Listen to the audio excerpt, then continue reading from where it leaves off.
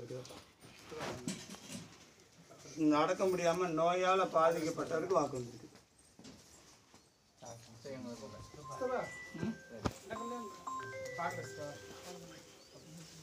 வந்தாங்களா இல்லை அடுத்த ஆள் கூப்பிட்டுமா?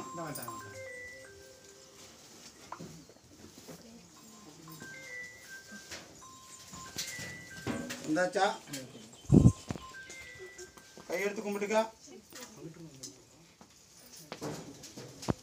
பூசாரி கூப்பிட 3 எழுச்சி விளையாடி சொல்லு.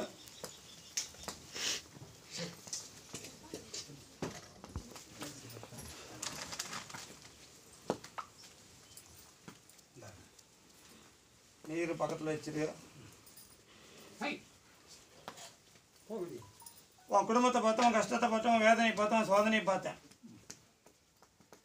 நீ உழைச்சி குடும்பத்துக்கு உழைச்சி எவ்வளோ உழைச்சி போட்டிருந்தாலும் இன்னைக்கு ஒரு 5 ஆண்டு காலமாக உன் மனசில் உடஞ்சி வேதனை உடஞ்சி கை கால் பாதிக்கப்பட்டு உடம்பு பாதிக்கப்பட்டு உடம்பு நோயாளி பாதிக்கப்பட்டு நான் கொஞ்சம் வேதனையோடு உட்காந்து கிடக்கிறேன் சாமி.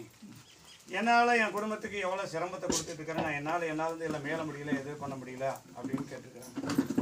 அதே மாதிரி உன் குடும்பத்தையும் உன் கணக்கே எடுத்து பார்க்கல. இந்த நோயிலேருந்து இப்போ இருந்து கொஞ்ச நாள் சித்திரத்தை அனுபவிச்சாச்சு.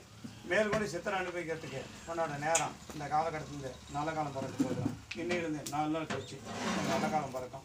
அதுலேருந்து ஒரு 69 நாளில் உன் நோய்க்கு நான் தீர்வு நல்ல மாதிரி கிடச்சிருந்த குழந்தை.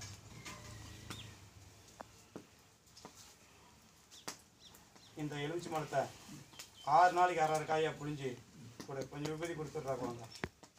அந்த அம்மாவை வேண்டிக்கிட்டு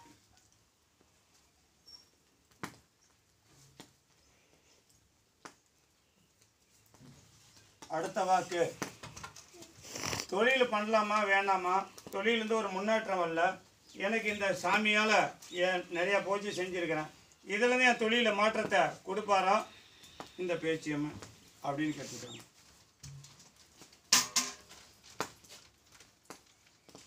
வந்துட்டாங்களா?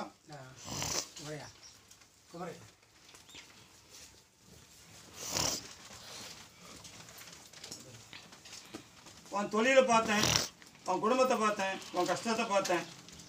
எல்லாமே படிப்படியாக அவனுக்கு மாறிட்டு தான் இருக்குது. அதே மாதிரி இந்த பூஜை ஏகத்தாரமாக எனக்கு ஏறுந்தாலுமா சிறப்பான பூஜை செஞ்சுருக்கிறேன். எனக்கு எந்த குறையுமே இல்லை. வந்த மக்களுக்கும் நிறக்க இருக்குது, வந்த பூஜையும் நிறக்க இருக்குது, அந்த அம்மாவும் நிறக்க இருக்குதுன்னு சொல்லிட்டாங்க.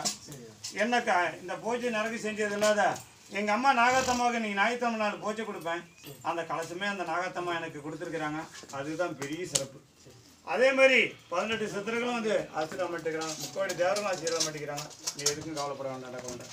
இதுதான் தொழிலும் உனக்கு படிப்படியாக நீ எடுத்த காரியம் இந்த வைகாசி 8 முடியத்துக்குள்ள அதுக்கு ஒரு நல்ல காரியம் பிறகுதான். அதுலேருந்து படிப்படியாக உனக்கு எல்லா காரியமும் நடத்தி கொடுக்குறேன்.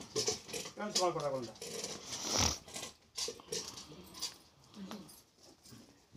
எடுத்து தட்டில் வச்சுக்கலாம். போகிற நிமிஷம் பார்த்தையும் இப்போ ஒன்று கூட நான்